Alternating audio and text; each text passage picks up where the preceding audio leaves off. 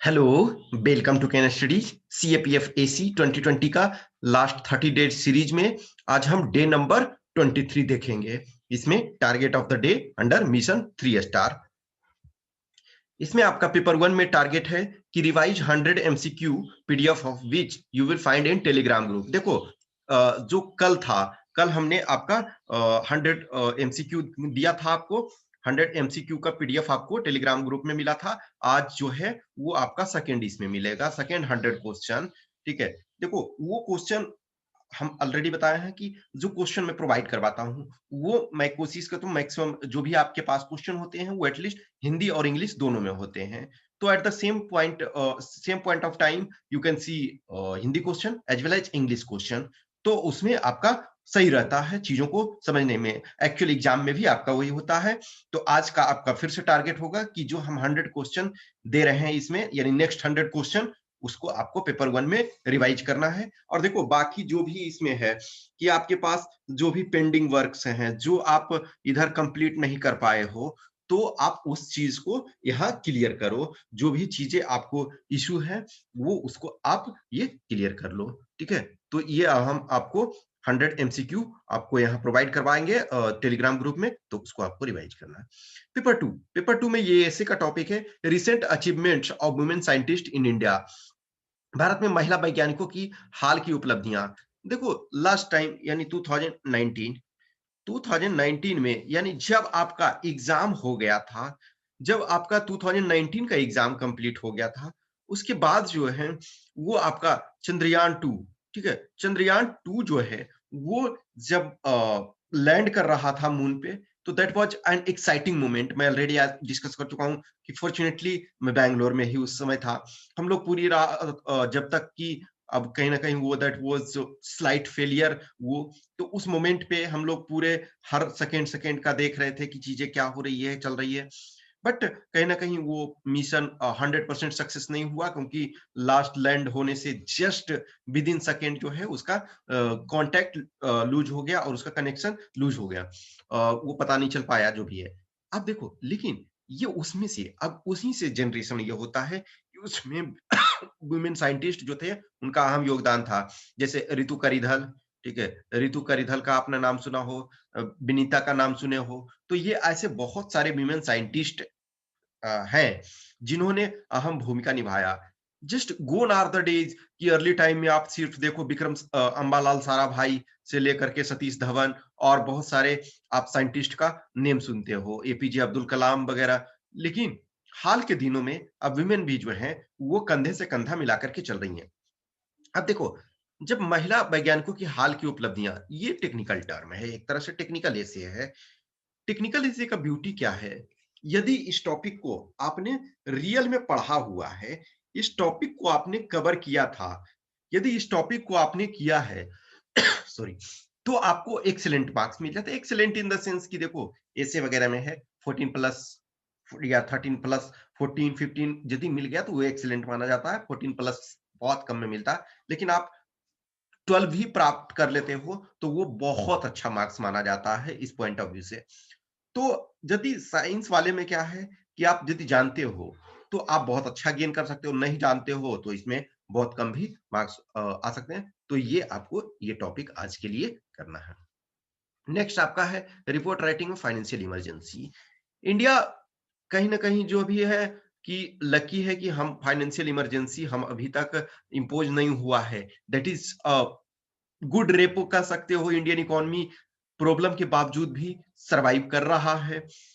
In fact strong ही हुआ है day to with all passing days. ये स्ट्रॉन्ग हुआ। एक टाइम था 1960 के ड्यूरेशन में हम फूड के लिए दूसरे पे डिपेंडेंट थे पीएल 480 के तहत। आज किसान इतना पैदा कर रहे हैं कि कोई लेने वाला एक तरह से नहीं है कि हम जबरदस्ती एक तरह से किसान पुश कर रहे हैं कि ऐसा है कि हम इतना फसल पैदा कर रहे हैं, इतने धान गेहूं, इतने चावल गेहूं हम पैदा कर रहे हैं, तो आप इसको प्रोक्योर करो।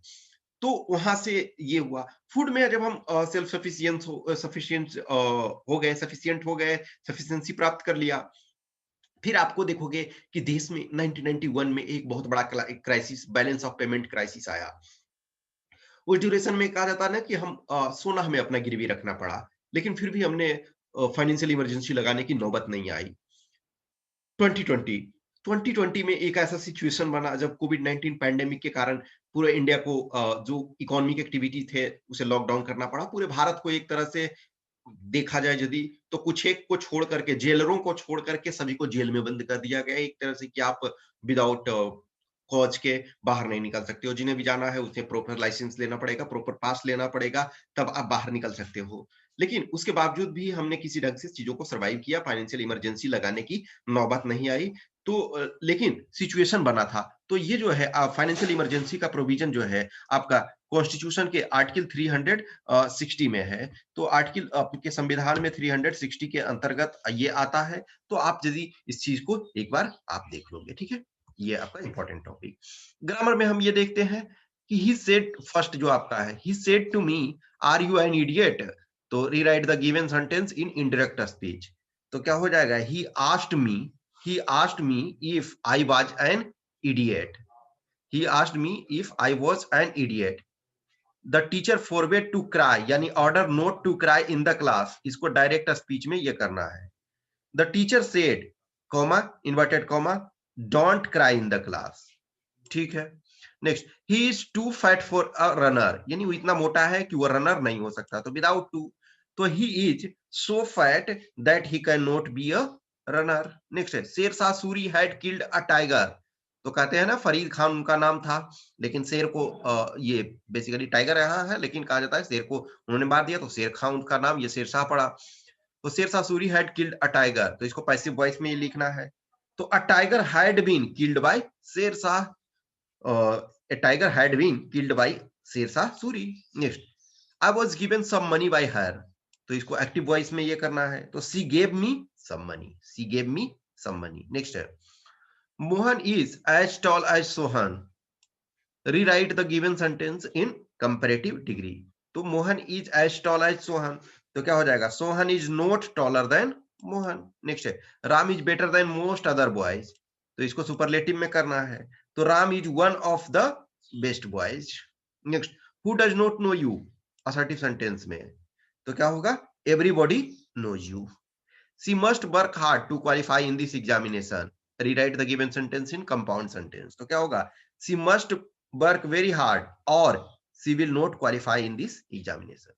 She must work very hard, comma, or she will not qualify in this examination. Next, last इसमें, he owed his success to his father. Rewrite the given sentence in complex sentence. तो क्या है? He was owing to his father that he succeeded. He was owing to his father that he succeeded. Next आपका जो है plural इनको बनाना है और sentence बनाना है प्लूरल वर्ड से। तो क्राइसिस, तो क्राइसिस हो जाएगा CRISES, आई के जगह लास्ट आई के जगह ई हो जाएगा, ठीक है। मैन ऑफ वॉर, तो क्या हो जाएगा? मेन ऑफ वॉर, तो MEN हो जाएगा। गूज, GOOS, गूज, तो गूज का गीज हो जाएगा GEESE। नेक्स्ट है पियानो, तो पियानो में सिर्फ यस लगा जाएगा। इको, तो इको में ES लग जाएगा, इसमें यस सिर्फ लगेगा, में ईयर्स। नेक्स्ट है करेक्ट सेंटेंस करना। She is ill for 5 days, तो क्या होगा? She has been ill for 5 days। She has been ill for 5 days। Next, it is often raining here, तो क्या होगा? It often rains here, it often rains here. Next है I am boring in the lessons, तो I am bored in the lessons. Next, I don't speak good French but I can make my self understand, तो क्या है? आई don't speak good French, ठीक है, comma, but I can make, ठीक है, my self understood, तो ये हो जाएगा understood, STOOD। He is very known in the art world, he is very known in the art world, तो इसका क्या हो जाएगा? ही इज वेल नोन, तो वेरी की जगह well known in the art world, ठीक है। तो ये आपके आज के डे 23 कंप्लीट हो गए, और जो मैंने बोला इसका PDF जो है वो आपको टेलीग्राम ग्रुप में मिल जाएगा, जो पेपर 1 का हमने रिवाइज करने के लिए दिया है। कुछ भी क्वेश्चंस क्यूरी है तो कमेंट बॉक्स में डालो, और या पर्सनल मैसेज है तो आप हमें व्हाट्सएप नंबर पे या इस टेलीग्राम नंबर पे संपर्क कर सकते हो। जिन्हें भी टेस्ट देना है वो केन स्टडीज पे टेस्ट दे सकते हैं। Okay, thank you.